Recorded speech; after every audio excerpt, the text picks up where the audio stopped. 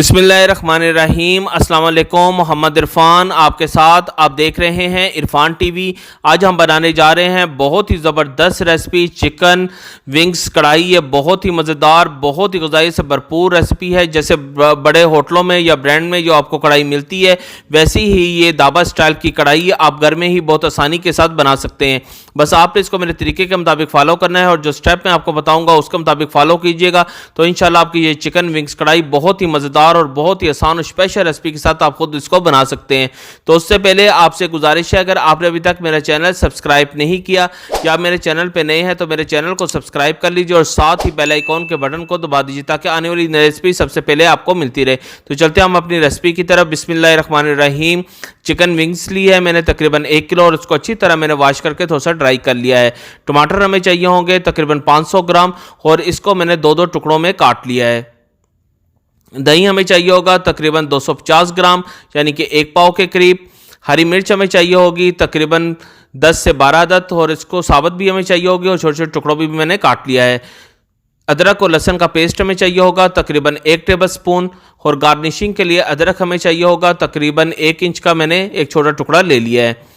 नमक हमें चाहिए होगा तकरीबन 1 टेबल स्पून या 1.5 टेबल स्पून। हल्दी हमें चाहिए होगी 1 टेबल स्पून। कुटी लाल मिर्च हमें चाहिए होगी तकरीबन 2 टेबल स्पून। काली मिर्च हमें चाहिए होगी पाउडर 1 टेबल स्पून। गरम मसाला हमें चाहिए होगा तकरीबन 1 टेबल स्पून। सूखा धनिया पाउडर हमें चाहिए होगा 1 टेबल स्पून। सफ़ेद ज़ीरा हमें चाहिए होगा तकरीबन 1 टेबल स्पून। ऑयल हमें चाहिए होगा तकरीबन हाफ कप के करीब। बिस्मिल्लाहिर्रहमानिर्रहीम। एक कढ़ाई ले लीजिए और इसके अंदर जो हमने ऑयल लिया था वो ऑयल आपने इसके अंदर ऐड कर देना है और जब ऑयल आपका थोड़ा सा गर्म हो जाए तो फिर इसके अंदर लहसुन और अदरक का जो हमने पेस्ट लिया था वो पेस्ट आपने इसके अंदर ऐड कर देना है और इसको आपने 3 से 4 मिनट मीडियम आंच के ऊपर आपने अच्छी तरह इसको भून लेना है। जितना अच्छा ये भुना जाएगा हमारी कढ़ाई का जायका उतना ही ज़बरदस्त आएगा। जब ऑयल थोड़ा सा गर्म हो जाए तो आप इसके अंदर लहसुन अदरक का पेस्ट डालकर आपने इसको 3 से 4 मिनट अच्छी तरह भून लेना है। जब ये थोड़ा सा रेडिश होना शुरू हो जाए यानी कि ब्राउन होना शुरू हो जाए तो फिर इसके अंदर जो हमने चिकन विंग्स ली थी वो आपने इसके अंदर डाल देनी है और इसको भी आपने तकरीबन 3 से 4 मिनट अच्छी तरह हाई फ्लेम के ऊपर आपने इसको भी भूनना है यानी कि इसको फ्राई करना है। हाई फ्लेम के ऊपर आपने करना है ताकि ये जल्दी से इसका रंग चेंज हो जाए। बस इसको साथ साथ आपने मिक्स करते रहना है। तो ये बहुत ही ज़बरदस्त रेसिपी ढाबा स्टाइल के साथ मैं आपको लेकर आया हूँ। जैसे बड़े बड़े रेस्टोरेंट में या होटलों में बनती है वैसी ही ये कढ़ाई आप लोगों के लिए लेकर आया हूँ। बस अभी आपने इसको हाई फ्लेम के ऊपर आपने इसको 3 से 4 मिनट अच्छी तरह आपने इसको थोड़ा सा फ्राई कर लेना है। फिर इसके बाद जो हमने सारे टमाटर लिए थे, जो हमने सिर्फ 2 टुकड़े कर लिए थे, वो टमाटर इसके अंदर आपने ऐड कर देना है और इसको आपने थोड़ा सा बस मिक्स कर लेना है ताकि टमाटर हमारे नीचे आ जाए और हमारी विंग्स सारी ऊपर आ जाए। ये देख लें हमने तकरीबन इसको मिक्स कर लिया है और इसके ऊपर अभी आपने कवर लगाकर तकरीबन 4 मिनट के लिए आपने फुल आंच के ऊपर इसको रख देना है यानी हाई आंच के ऊपर आपने इसको रख देना है। 4 मिनट के बाद आपने इसका कवर हटा देना है। बस ये देख लें हमारे टमाटर तकरीबन गल चुके हैं और इसके ऊपर से छिलका बहुत ही आसानी के साथ आप रिमूव कर सकते हैं। बस एक चिमटे की मदद से आप इसका जो ऊपर वाला छिलका है वो आराम से पकड़ें और या इसका छिलका अलग हो जाएगा। इसी तरह आपने सारे टमाटरों का छिलका बहुत ही आराम के साथ आपने ये रिमूव कर लेना है यानी उतार लेना है। इसकी स्किन ये बहुत ही आसान तरीका है टमाटर का स्किन उतारने की। तो बस आपने इसको सिर्फ 4 मिनट के लिए हाई आंच के ऊपर रखना है और उसके बाद आराम के साथ आप चिमटे की मदद से इसका छिलका आप आसानी से उतार सकते हैं। फिर आपने इसको अच्छी तरह मिक्स कर लेना है। अभी आपने आंच को मीडियम आंच कर लेना है यानी कि आपने मीडियम के ऊपर आंच को ले जाना है। हमने हाई फ्लेम के ऊपर सिर्फ टमाटर को सिर्फ हल्का सा गिलाना था ताकि इसका छिलका बहुत आसानी से तो उतर सके। उसके बाद आपने इसको मीडियम आंच के ऊपर ले जाकर आपने बस साथ साथ इसको थोड़ा सा अच्छी तरह मिक्स कर लेना है और इस टमाटरों को भी साथ आपने थोड़ा सा मैश कर लेना है। फिर इसके अंदर 1 टेबल स्पून या 1.5 टेबल स्पून आप नमक भी ऐड कर सकते हैं। आप अपनी ज़रूरत के मुताबिक कम ज़्यादा कर सकते हैं।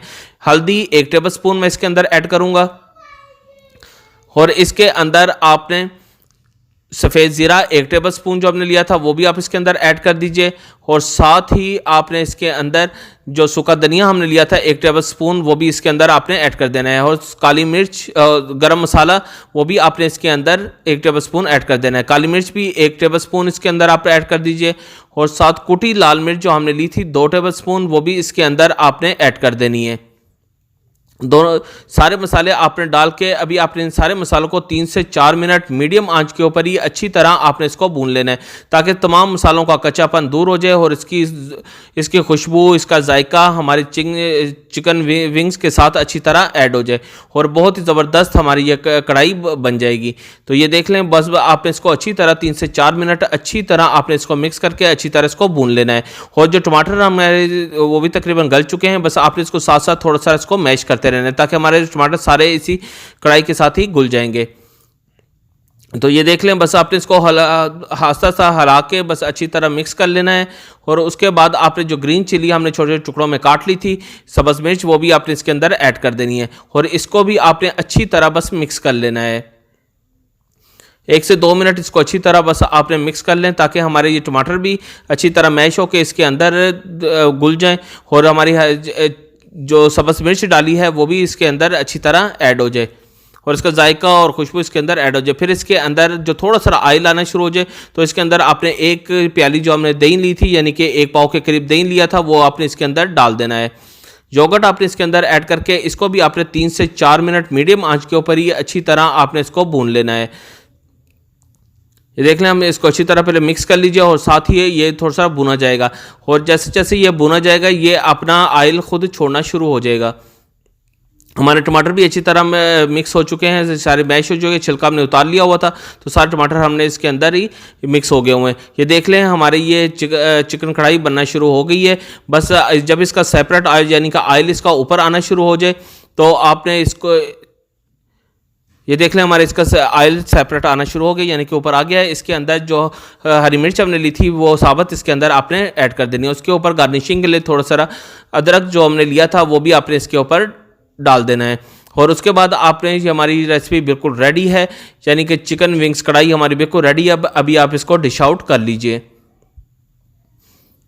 ये देख लें, हमने इसको डिश आउट कर लिया है। बहुत ही ज़बरदस्त इसका कलर आया है, लुक भी बहुत ही ज़बरदस्त है और ये बहुत ही प्यारी इसकी खुशबू आ रही है। ये बहुत ही मज़ेदार और बहुत ही ग़िज़ाइयत से भरपूर रेसिपी है और बहुत ही स्पेशल तरीके के साथ आप लोगों के लिए मैं ये रेसिपी लेकर आया था। बस आपने इसको मेरे तरीके के मुताबिक फ़ॉलो करना है और जो स्टेप मैंने आपको बताए हैं उसके मुताबिक फ़ॉलो कीजिएगा तो इंशाल्लाह आपकी ये चिकन विंग्स कढ़ाई बहुत ही मज़ेदार, बहुत ही ग़िज़ाइयत से भरपूर रेसिपी बनेगी और ये बहुत ही टेस्टी और बहुत ही मज़ेदार है। जो खाएगा वो आपकी तारीफ़ करने से बगैर नहीं रह सकेगा। ये बहुत ही ज़बरदस्त रेसिपी है। तो बस आपने इसको ज़रूर बनाना है और फीडबैक से लाजमी बताना है कि आपने ये रेसिपी बनाई तो आपकी ये रेसिपी कैसी बनी। तो अगर आपको किसी और रेसिपी की ज़रूरत है या कोई और फरमाइश है तो मुझे ज़रूर बताइएगा, इंशाल्लाह आपकी वो फरमाइश बहुत जल्द पूरी कर दी जाएगी। तो अभी मोहम्मद इरफान को इजाज़त दीजिए। अपना और अपने गिरदोनवा का खूब ख्याल रखिएगा। अभी मोहम्मद इरफान को इजाज़त दीजिए। अल्लाह हाफिज़।